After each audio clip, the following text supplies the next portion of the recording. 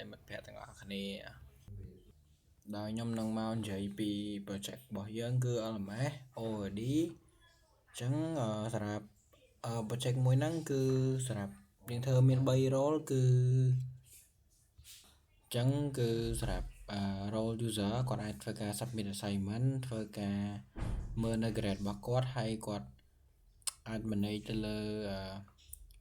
role របស់គាត់ដែលជា student ហ្នឹងគាត់អាចធ្វើឲ្យគេបានខ្លះហើយសម្រាប់ teacher ហ្នឹងគាត់អាចបង្កើតជា assignment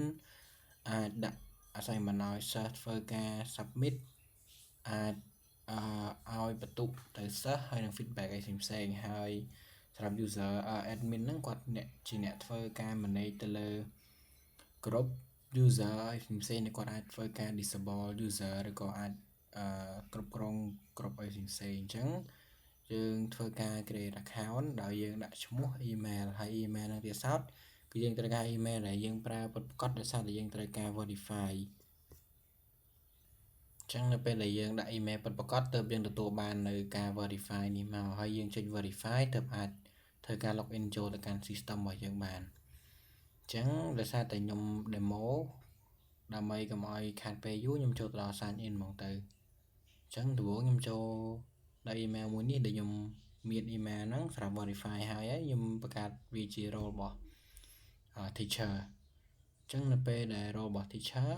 នៅពេលដែលយើងចូលទៅកាន់របស់យើងមាន assignment ហើយនឹង quiz អញ្ចឹងដំបូងគឺគាត់អាចបង្កើតក្រុមបាននៅកន្លែងនេះគាត់អាចដាក់នៅ description ឬក៏ឈ្មោះក្រុមរបស់គាត់ហើយយើងធ្វើការបង្កើតក្រុមគាត់នឹងទទួលបាននៅ code មួយនេះដើម្បីផ្ញើឲ្យសិស្សរបស់គាត់ដើម្បីឲ្យសិស្សរបស់គាត់ចូលក្នុងក្រុមរបស់គាត់ហ្នឹងទៅនេះគឺជាក្រុមដែលគាត់គឺជា teacher ហ្នឹងទៅហើយសម្រាប់ assignment គាត់អាចដាក់ assignment បានយើងអាចចុច create assignment មកយើងឈូសក្រុមយើងដាក់ក្នុងក្រុម math យើងដាក់ថា MATLAB 2យើងដាក់ description ហើយយើងអាចធ្វើការរើសនៅ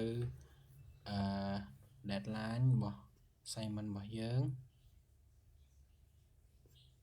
ដាក់ថាថ្ងៃទី5អញ្ចឹងមកហើយយើងអាចរើសយក file ដើម្បីដាក់ PDF អីផ្សេងៗដើម្បីដាក់ឲ្យសិស្សរបស់យើងថាយើងចង់បានអីគេនៅក្នុង assignment មួយហ្នឹងហើយបន្ទាប់មកយើងក៏បង្កើតបានជា assignment មួយហើយ assignment ហ្នឹងទៀតសោតគឺយើងអាចធ្វើការ edit បានដូចគ្នា edit